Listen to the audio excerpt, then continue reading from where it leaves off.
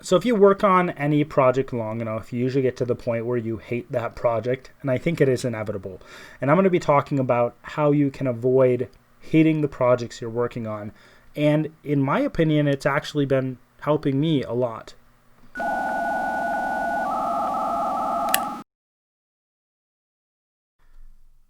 Welcome to How to Write Good. I am your host, Daniel Poppie. You can find out more about me at danielpoppie.com. If it is your first time here, How to Write Good is a writing podcast that seeks to find principles and advice that can be applied across a broad range of writing situations.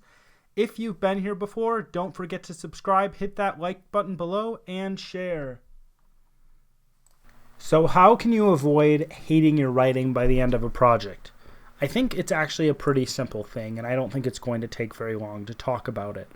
Work on your projects in 6-month increments. Make goals within 6-month increments. Plan out for 6 months. Don't plan out for a huge, long period of time. You can have a longer goal period, if that makes sense. You can say, I want to be here at this time, and I want to do this. But when you get down to the nitty-gritty of planning, I found that it helps to plan in 6-month increments. For those of you who have ever read The 4-Hour Work Week, you've probably heard this idea as well, because I am pulling this from, I can't remember his name, but if you look up the book, you'll find it. But I think this is a really good idea, and this is why I wanted to share it with people, because I keep on searching for his name. I can't remember it, unfortunately. But the guy who wrote that book talked about this idea, how he breaks everything into 6-month increments, and he works really hard for those 6 months, and then he replans for the next 6 months, and then he goes on. This is also echoed similarly in Stephen King's idea of writing a book in 3 months. Now, you might be thinking to yourself, I can't write a book in 6 months. I can't get a book done in 6 months. I cannot get a book done in 3 months, certainly. Now, if you were writing full-time, I think it's almost certain that you could get a book first draft done in 3 months, and I think you could get the final draft done in 6 months. This is why when you have these authors who take years upon years upon years to write, and they're not doing anything else when they're writing, I think it's an excuse. I think this idea that writers, they're like, they need the muse to come. They need to take their time, and it's their artistic process. I think it's just an excuse. I don't think it's their artistic process. I think that they're either scared or they're lazy or they just haven't sat down and gotten to work on it, because I certainly think it's the case that if you want to get something done in 6 months and you write full time, I think you can get a full draft, polished draft of a book done that can be sent out to editors, etc. within 6 months. I think it's a load of crap for these authors who take year upon year upon year to put a book out. I think there are projects that can take longer than a year, but a lot of stuff I've seen, I think that there's these authors that they have huge gaps between their works. You have 5+ years between your works. And I think that you can pretty much finish any book within 5 years, no matter how complex it is, unless it's like 1 million words, which nobody wants to read your book if your book is 1 million words. So maybe it's not a book that should be written. Maybe it is. I don't know.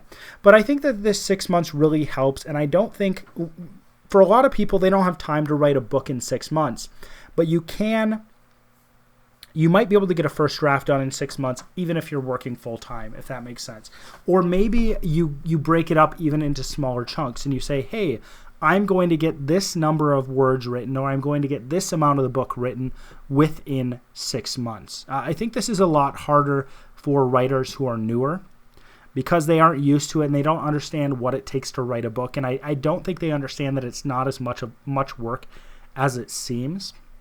I think they think it's like climbing a mountain. I think they think it's like climbing Everest, when really it's more like running a marathon. And running a marathon is much more doable than climbing Mount Everest. It takes a lot less effort. It takes a lot less training.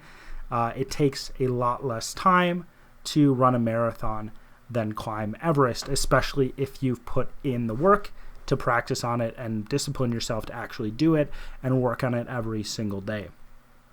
So if you have time, if for whatever reason you're off, if you're out of work and you're trying to figure out what to do and you want to write a book, maybe make a goal to write a book in 6 months. Maybe make a goal to write a book from first draft through a polished finished draft in 6 months. You finish the first draft in 3, you finish the polished finished draft in that next 6 months. But for those of you who are really busy, but you have this dream of writing and you want to write and you want to write more and you want to become a good writer, consider planning out your book in 6 months.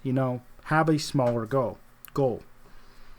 After that 6 months is done and you have that book planned out and you have it polished and you have all your good ideas together, then consider writing the first draft in 6 months. See if you can pull it off. It doesn't have to be good.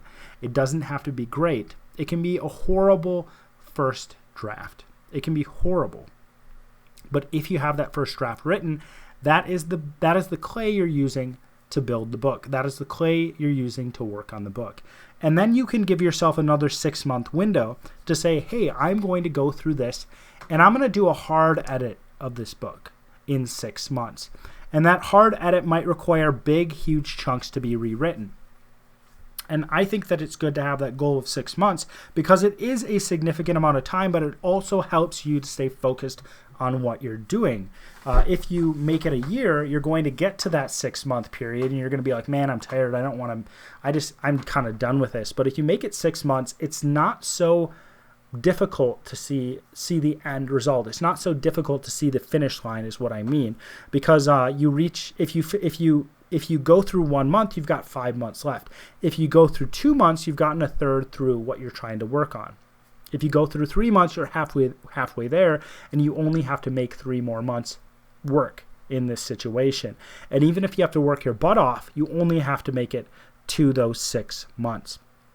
So again, I think this can be applied across a lot of different situations. I think if you want to write an album, a musical album, I'm not sure how long it takes to produce music, but I think you could probably make one in 6 months. I think you can do a series of paintings in 6 months, and certainly you can do writing in 6 months. And again, for those of you who are very busy, because I do understand that people who are very busy, I think you could finish a first draft in 6 months, unless your first draft is like 300,000 pages long.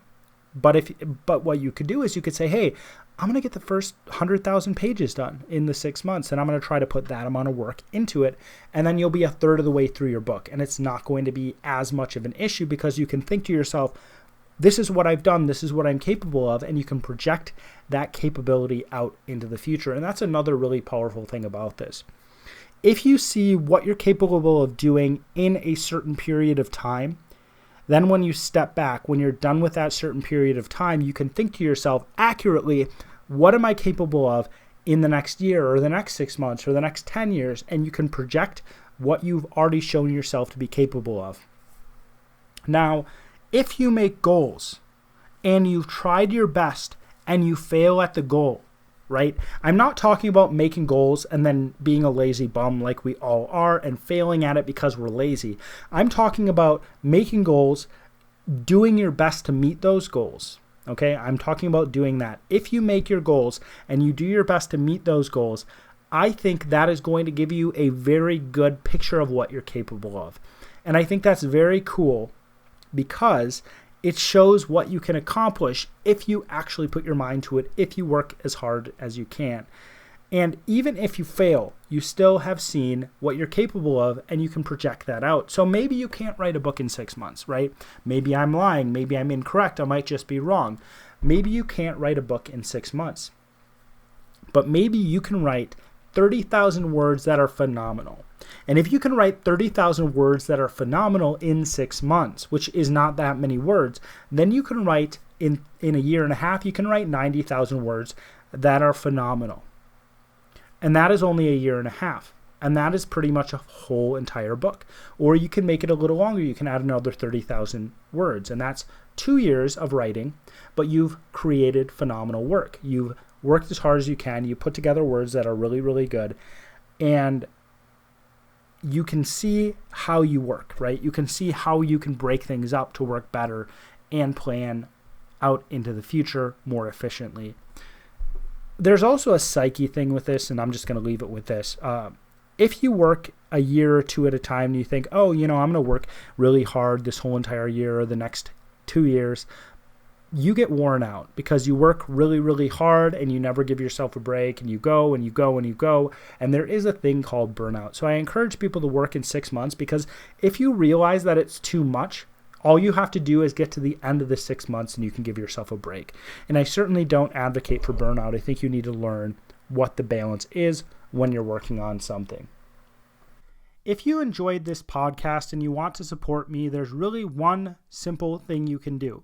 You can go to danielpoppie.com/newsletter and sign up for my newsletter. And when you sign up, you'll actually be able to get access to my publication roadmap. So that's everything I have planned for pretty much every project I have into the next decade. Again, that is danielpoppie.com/newsletter. You can also find the link below.